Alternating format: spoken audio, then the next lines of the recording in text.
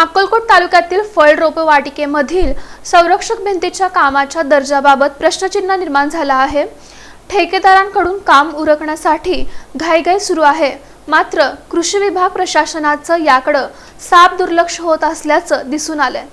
अक्कलकोट तालुक्यातील कृषी विभागाच्या तालुका फळ रोप वाटिकेमध्ये संरक्षक भिंतीचं बांधकाम सध्या मोठ्या वेगाने सुरू आहे। सुमारे 330 मीटर लांबीच्या या संरक्षक भिंतीसाठी जवळपास 49 लाख रुपयांच्या निधीची तरतूद करण्यात आली आहे। मात्र हे काम घाईघाईनं उरकलं जात असल्याचा आरोप होत आहे। स्थानिकांकडून मिळालेल्या माहितीनुसार संरक्षक भिंतीच्या बांधकामासाठी निकृष्ट दर्जाच्या विटा, सिमेंट आणि डस्टचा वापर केला जात असल्याची चर्चा आहे। हन्नूर येथील एका ठेकेदाराकडे हे काम देण्यात आलं। संबंधित ठेकेदार हे एका बड्या लोकप्रतिनिधीच्या जवळचे असल्यानं कोणीही तक्रार करण्यास पुढे येत नसल्याचं एकंदरीत चित्र निर्माण झालं आहे।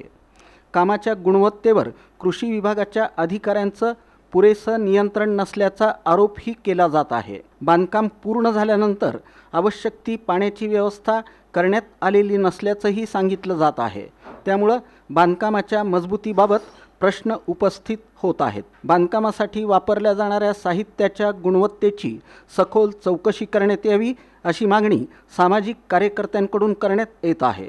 दरम्यान तालुका फळ रोप वाटिकेमध्ये विविध विकास कामांना गती मिळाली असून कृषी पर्यवेक्षक नीलकंठ पारे यांच्या मार्गदर्शनाखाली अनेक कामे युद्धपातळीवर सुरू असल्याचं सांगितलं जातं।